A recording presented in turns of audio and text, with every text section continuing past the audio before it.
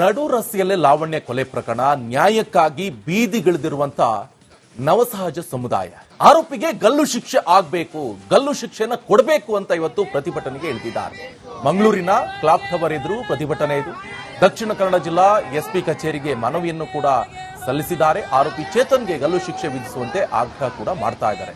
ಲಾವಣ್ಯ ಕುಟುಂಬಕ್ಕೆ ಶೀಘ್ರ ನ್ಯಾಯ ನೀಡುವಂತೆ ಒತ್ತಾಯ ಕೂಡ ಮಾಡ್ತಾ ಇದ್ದಾರೆ ಪ್ರತಿಭಟನಾಕಾರರು.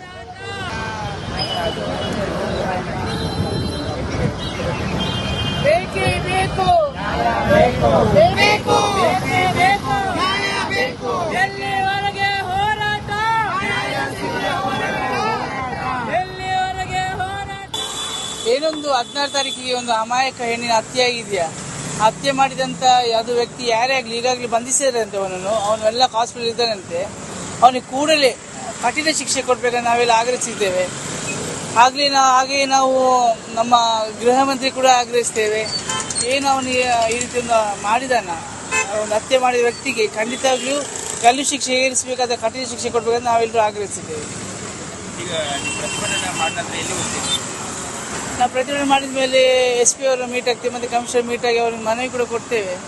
ಏನೋ ಒಂದು ಹೆಣ್ಣಿಗೆ ನ್ಯಾಯ ಸಿಗಲೇಬೇಕು. ಆ ಒಂದು ಹೆಣ್ಣಿನ ಮನೆಯವರ ಒಂದು ವಿಡಿಯೋ ನೋಡುವಾಗ ಕರು ಚುರುಕ್ತಂತೆ ನಮಗೆ. ಯಾಕಂದ್ರೆ ಅವನಿಗೆ ಗಲ್ಲುಗೇರಿಸಲೇಬೇಕು.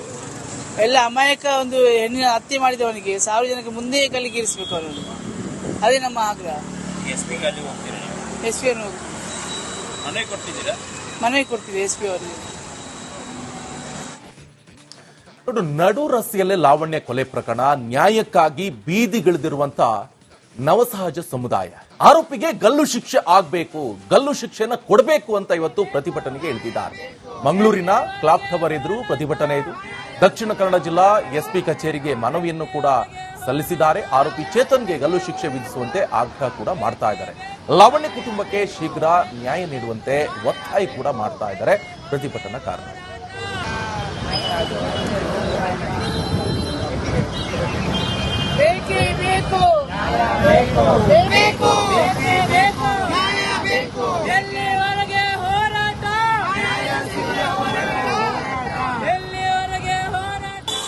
ಏನೊಂದು 16 ತಾರೀಕಿಗೆ ಒಂದು ಅಮಾಯಕ ಹೆಣ್ಣಿನ ಹತ್ಯೆ ಆಗಿದೆಯಾ, ಹತ್ಯೆ ಮಾಡಿದಂತ ಯಾವ್ದು ವ್ಯಕ್ತಿ ಯಾರೇ ಆಗ್ಲಿ ಈಗಾಗಲೇ ಬಂಧಿಸಿದಾರಂತೆ.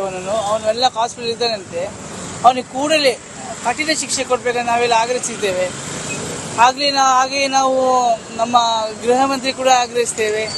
ಏನು ಅವನಿಗೆ ಈ ರೀತಿ ಒಂದು ಮಾಡಿದಾನ, ಒಂದು ಹತ್ಯೆ ಮಾಡಿದ ವ್ಯಕ್ತಿಗೆ ಖಂಡಿತವಾಗ್ಲೂ ಗಲ್ಲು ಶಿಕ್ಷೆ ಏರಿಸಬೇಕಾದ ಕಠಿಣ ಶಿಕ್ಷೆ ಕೊಡ್ಬೇಕಂತ ನಾವೆಲ್ಲರೂ ಆಗ್ರಹಿಸಿದ್ದೇವೆ.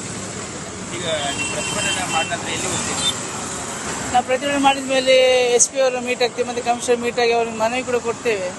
ಏನೋ ಒಂದು ಹೆಣ್ಣಿಗೆ ನ್ಯಾಯ ಸಿಗಲೇಬೇಕು. ಆ ಒಂದು ಹೆಣ್ಣಿನ ಮನೆಯವರ ಒಂದು ವಿಡಿಯೋ ನೋಡುವಾಗ ಕರು ಚುರುಕ್ತಂತೆ ನಮಗೆ.